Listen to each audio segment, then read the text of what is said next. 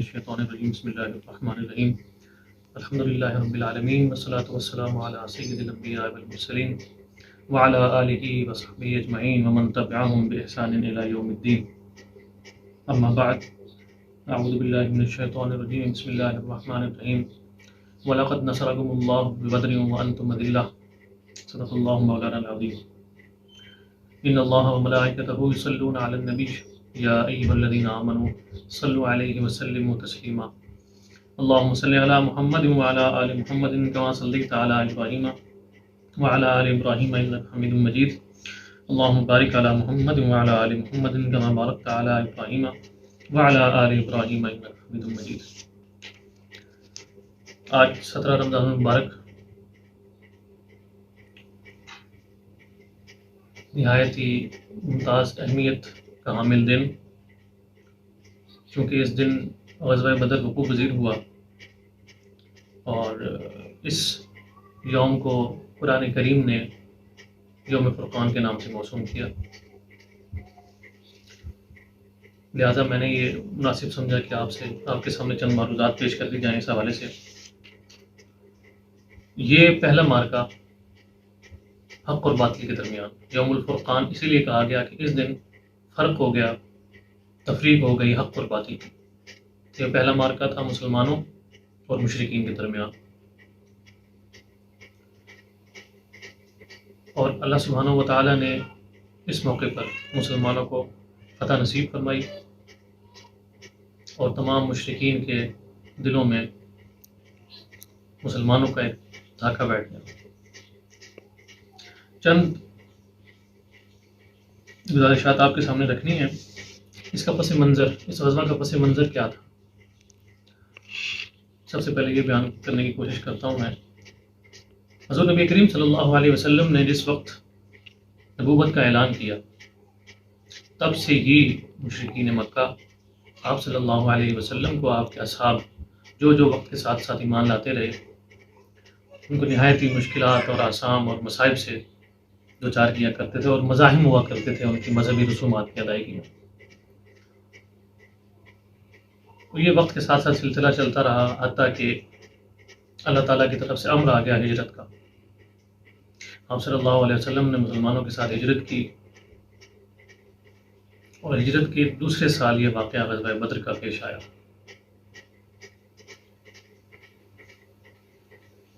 اس واقعے سے پہلے، یہ واقعہ چونکہ رمضان شریف کا ہے، تو رجب کے اندر حضور نبی کریم صلی اللہ علیہ وسلم نے صحابہ کرام کی ایک جماعت اپنے پھوپھی زاد بھائی حضرت عبداللہ بن جحش رضی اللہ تعالی عنہ کے ساتھ روانہ کی، جو کہ نخلا کے مقام پر، نخلا وہ مقام ہے جو کہ طائف اور مکہ کے درمیان ہے۔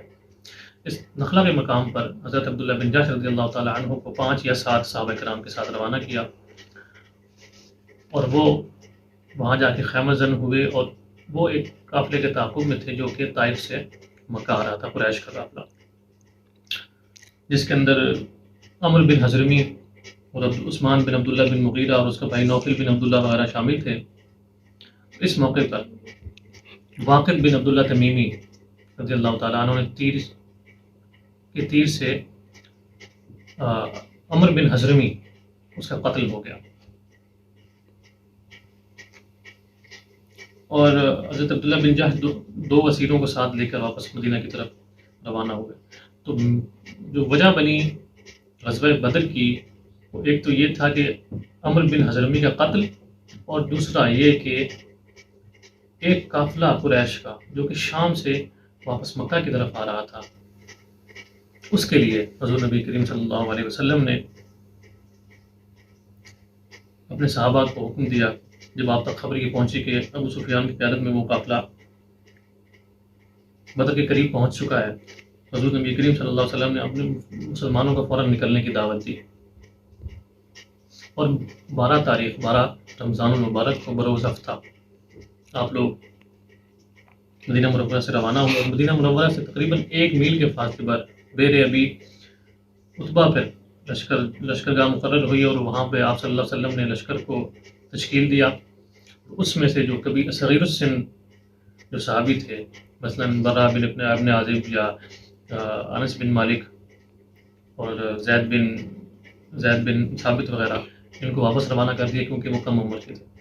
اور اسی میں لیکن حضرت سعد بن ابی وقاص رضی اللہ تعالیٰ عنہ کے بھائی حضرت عمیر جن کی عمر 16 سال تھی، وہ آپ سے بچنے کی کوشش کر رہے تھے کہ کیونکہ ان کو جام شہادت نوش کرنے کا بہت شوق تھا، اس غزوہ میں وہ جانا چاہتے تھے، اس سفر میں وہ ساتھ جانا چاہتے تھے. اس لیے انہوں نے کوشش کی کہ میں حضور کی نظروں سے بچ جاؤں. لیکن جب آپ تک خبر پہنچی اور آپ نے ان کا شوق دیکھا تو آپ صلی اللہ علیہ وسلم نے ہم کو اجازت دی ساتھ چلنے کی اور خود اپنی تلوار کا تلا لگایا ہم کو.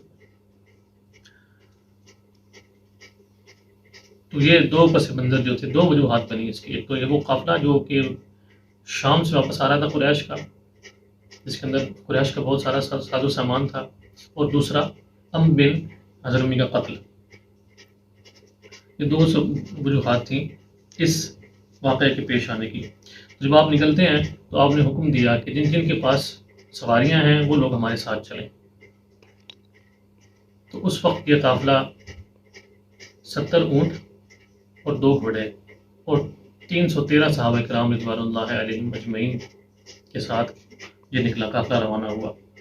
اس میں تقریباً 60 کے قریب مہاجرین تھے اور باقی تمام انصار تھے شامل اس میں.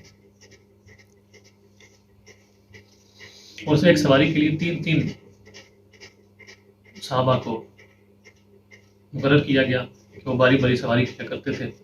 تو حضور نبی کریم صلی اللہ علیہ وسلم کے جو ساتھی سواری کے ساتھی تھے وہ حضرت علی، اور ایک روایت میں آتا ہے کہ حضرت مرتد غنوی، اور ایک روایت میں آیا کہ کچھ دور تک حضرت ابو لبابہ رضی اللہ تعالیٰ عنہ آپ کی سواری کے شریک تھے.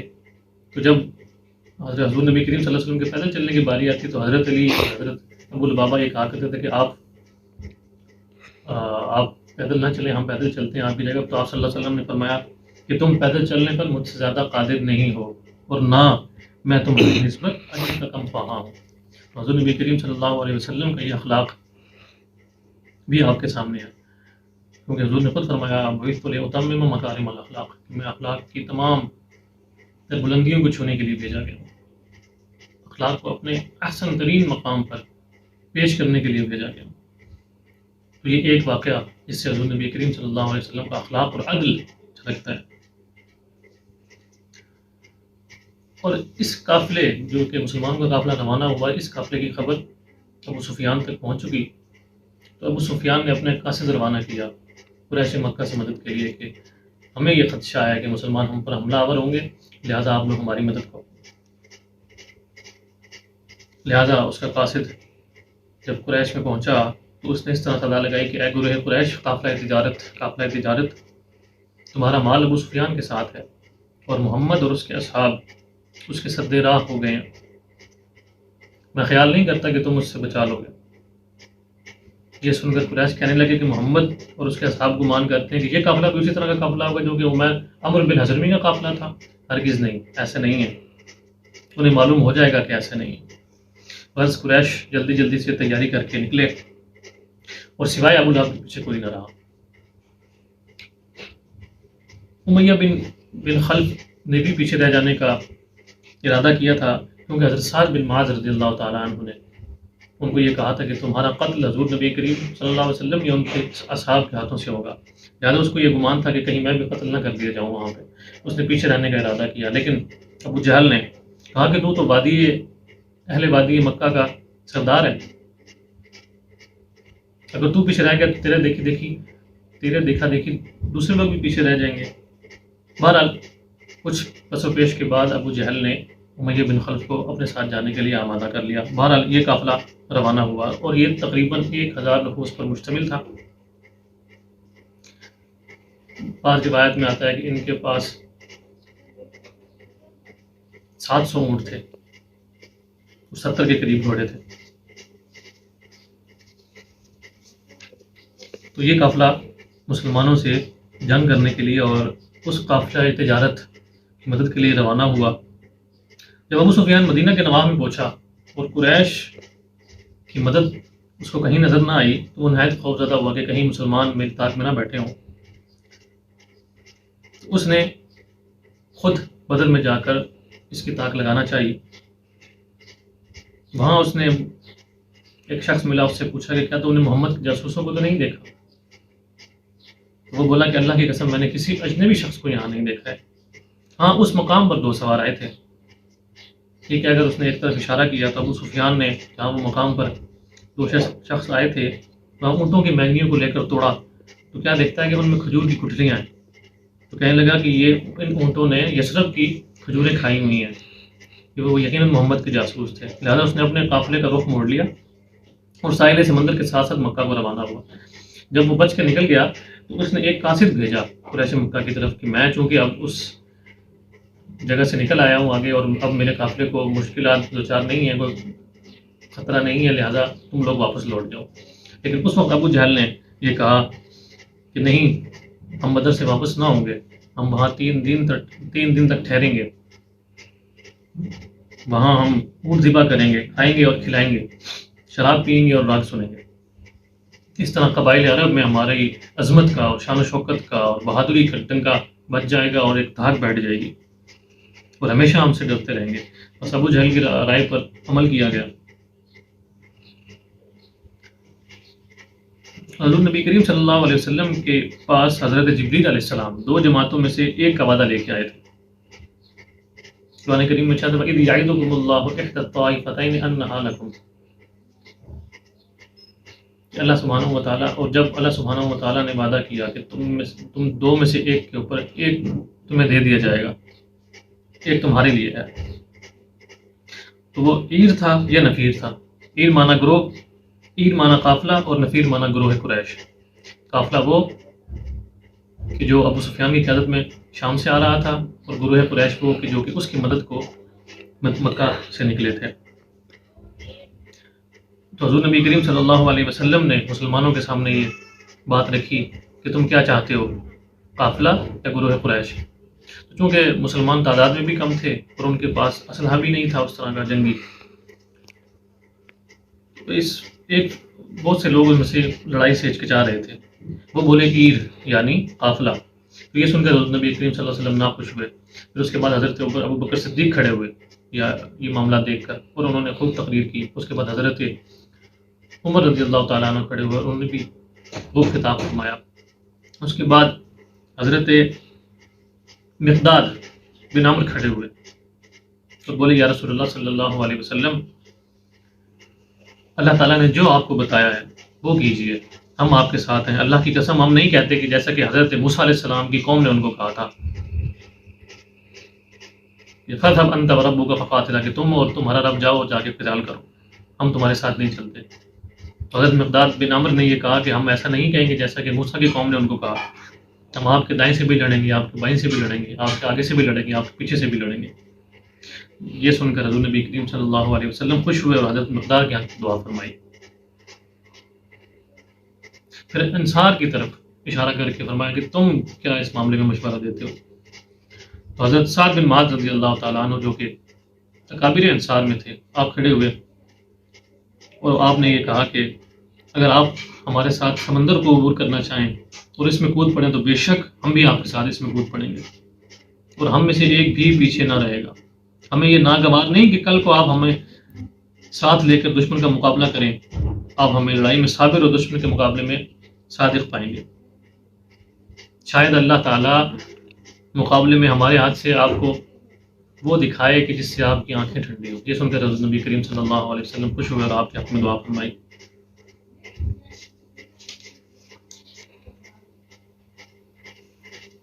حضور نبی کریم صلی اللہ علیہ وسلم نے فرمایا کہ اللہ کی برکت سے چلو، اللہ تعالیٰ نے مجھ سے 2 باتوں یعنی قافلہ یا فوج قریش میں سے ایک کا وعدہ کیا ہے، اللہ کی قسم گویا میں قریش کی موت کی جگہوں کو دیکھ رہا ہوں۔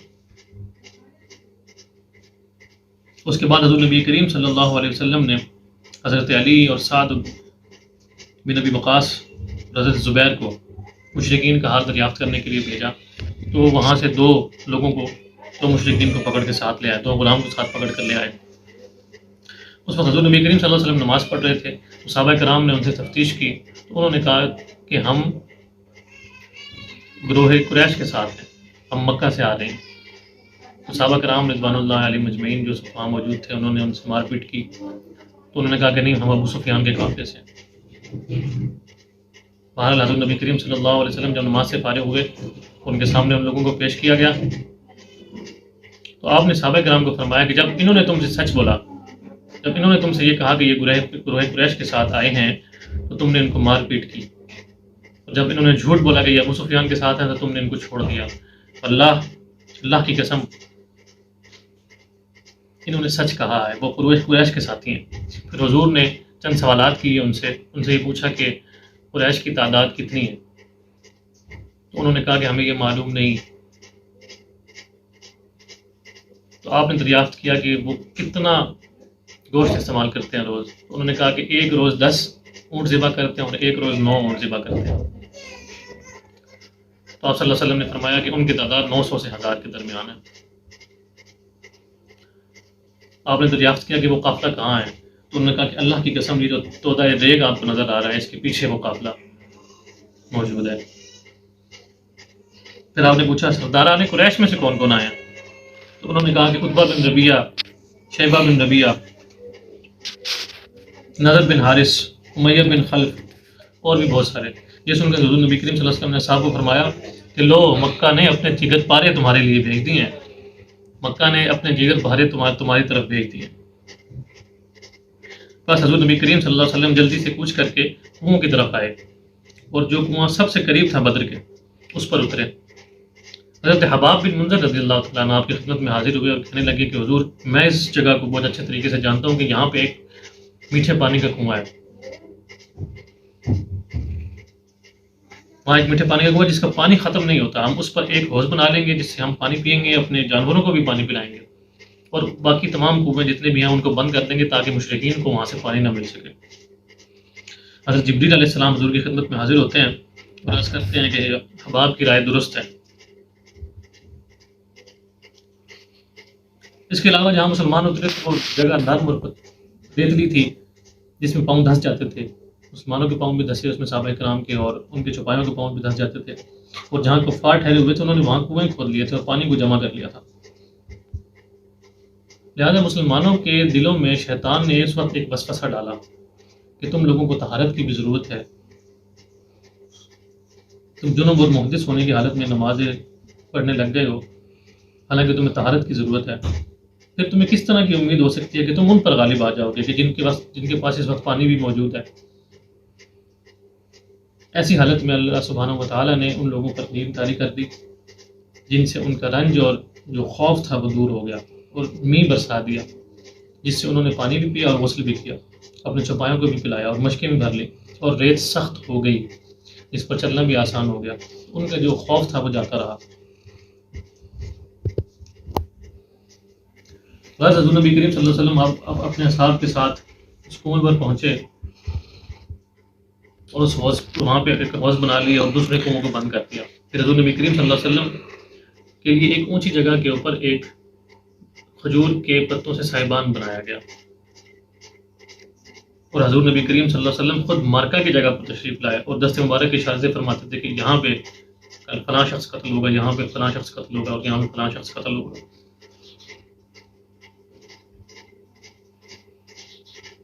نبی کریم صلی اللہ علیہ وسلم واپس اپنے ریش میں تشریف لاتے ہیں، اور حضور نبی آپ صلی اللہ علیہ وسلم کے ساتھ حضرت ابوبکر صدیق یہاں پہ موجود ہیں، اور حضرت سعد بن معاذ باہر تلوار لٹکایا پہرا دے رہے تھے۔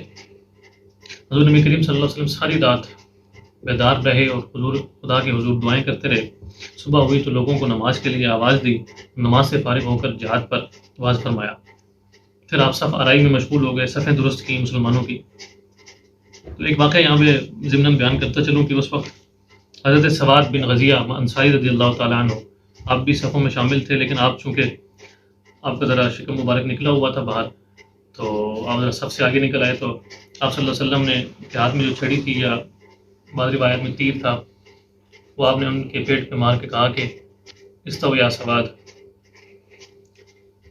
تو انہوں نے کہا کہ آپ صلی اللہ علیہ وسلم، آپ کو تو اللہ سبحانہ و تعالیٰ نے حق اور انصاف کے ساتھ بھیجا ہے، آپ مجھے اس چیز کا قصاص دیں کہ آپ نے میرے پیٹ پہ چھڑی ماری۔ تو یہ سن کر حضور نبی کریم صلی اللہ علیہ وسلم نے ہٹا دیا اور فرمایا کہ اپنا قصاص لے لو۔ اس پر سواد رضی اللہ تعالیٰ عنہ آپ سے گلے لپٹ گئے اور آپ کے شکم مبارک کو بوسہ دیا، تو حضور نے فرمایا کہ یہ کیا تم نے؟ سوار نے عرض کی کہ یا رسول اللہ میں نے چاہا کہ آخر میں میرا بدن آپ کے بدن اتھر سے مس کر جائے۔ یہ سن کر آپ نے اس کے لیے دعا فرمائی اور اس کو معاف فرما دیا۔ اسی اثناء میں قریش کی طرف سے کچھ لوگ نمودار ہوتے ہیں اور فخر کے ساتھ پیش ہوتے ہیں، تو اللہ سبحانہ و تعالیٰ کے حضور دعا فرماتے ہیں حضور کہ یہ قریش فخر و تکبر کرتے آپ پہنچے ہیں اور چاہتے ہیں کہ تیرے ساتھ جنگ کریں اور تیرے رسول کو جھٹلائیں۔ اے خدا میں اس نصرت کا منتظر ہوں کہ جس کا تو نے مجھ سے وعدہ کیا۔ اس کے بعد صاف آرائی ہوتی ہے، اور مختصر میں آپ کے سامنے اگر بیان کروں تو سب سے پہلے لڑائی کے لیے جو مسلمانوں کی طرف سے نکلے تھے وہ تھے حضرت عمر فاروق رضی اللہ تعالیٰ عنہ کے غلام، آزاد کردہ غلام، مہجہ نام تھا ان کا، جسے عامر بن حضرمی کے تیر سے شہادت نصیب ہوئی۔ وہ مسلمانوں میں سب سے پہلے قتیل تھے، شہید تھے۔ پھر انصار میں سے حضرت حارثہ بن سراقہ شہید ہوئے۔ اس کے بعد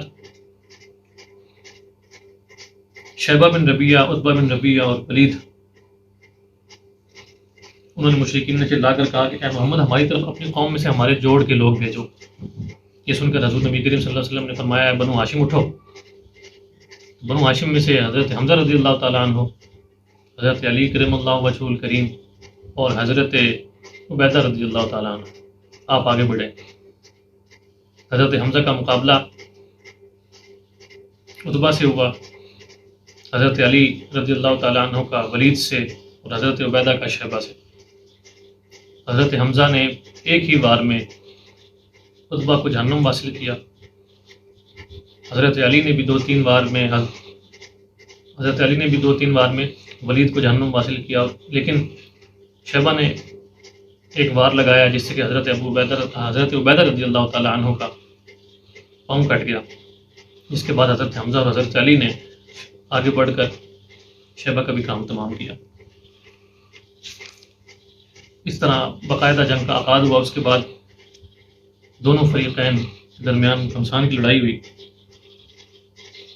جب حضرت عبیدہ رضی اللہ تعالیٰ عنہ کا پاؤں کاٹا اور حضرت علی اور حضرت حمزہ آپ کو واپس لے کر حضور نبی کریم صلی اللہ علیہ وسلم کے پاس حاضر ہوئے، تو حضرت عبیدہ نے حضرت حضور سے پوچھا کہ الست بھی شہید ہے، کیا میں شہید نہیں ہوں؟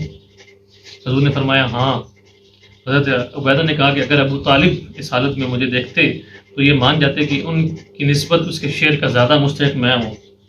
وہ یہ تھا کہ نسلم حتی نصرع حولہ ونذہل عن ابنائنا والحلائل، کہ ہم محمد کو حوالہ نہ کریں گے یہاں تک کہ ان کے گرد لڑ کر مر جائیں اور اپنے بیٹوں اور بیویوں کو بھول جائیں۔ اس کے بعد ہر دو فوجیں آپس میں حملہ آور ہوئیں اور ایک واقعہ پذیر ہوا جس میں 14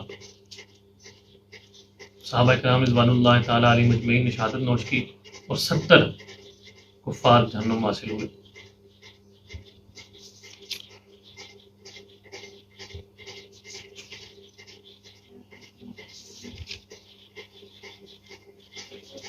مختصراً یہ کہ حضور نبی کریم صلی اللہ علیہ وسلم کا یہ طرز عمل تھا کہ جب بھی کوئی غزوہ میں تشریف لے کے جاتے اور فتح نصیب ہوتی تو آپ 3 دن تک وہاں پہ قیام فرمایا کرتے تھے۔ تو اسی طرح بدر کے مقام پہ بھی آپ نے قیام فرمایا، اور ایک گڑھا جس کے اندر مشرکین کو پھینک دیا گیا تھا، ان کی لاشیں ڈال دی گئی تھیں جہاں پہ مردار پھینکا کرتے تھے، وہاں پر آپ تیسرے روز آپ تشریف لاتے ہیں اور آپ وہاں خطاب فرماتے ہیں کہ اے بیٹے فلاں کے، اے فلاں بیٹے فلاں کے، کیا اب تمہیں تمنا ہے کہ اللہ اور اس کے رسول کی اطاعت کرتے؟ جو کچھ ہمارے پروردگار نے ہم سے وعدہ فرمایا تھا ہم نے اسے سچ پایا۔ کیا تمہارے پروردگار نے جو تم سے وعدہ فرمایا تھا، جو تم سے وعدہ کیا تھا، کیا تم نے اس کو سچ پایا؟ یہ دیکھ کر حضرت عمر رضی اللہ تعالیٰ عنہ نے حضور سے دریافت کیا کہ آپ ان لاشوں سے، ان بے روح جسموں سے خطاب فرما رہے ہیں؟ اس پر حضور نبی کریم صلی اللہ علیہ وسلم نے فرمایا قسم خدا کی کہ جس کے ہاتھ میں محمد کی جان ہے تم میری بات کو ان سے زیادہ نہیں سنتے۔ پھر جناب رسول کریم صلی اللہ علیہ وسلم نے اسیران جنگ اور غنائم کے ساتھ صحابہ کرام کو مدینہ واپس روانہ کیا۔ تو یہ ایک مختصراً احوال تھا غزوہ بدر کا۔ آج غزوہ بدر کا دن ہے، چونکہ لہذا ہم سب حضور نبی کریم صلی اللہ علیہ وسلم کے وسیلے سے دعا کرتے ہیں کہ حضور کے وسیلے سے ان تمام شہدائے بدر کو اور اس غزوہ میں شریک ہونے والے تمام صحابہ کرام کو کے درجات کو بلند فرمائے، ان کے وسیلے سے ہم سب کی مشکلات آسان فرمائے، ہم سب پہ کروڑوں رحمت نازل فرمائے۔ وآخر دعوانا ان الحمد للہ رب العالمین۔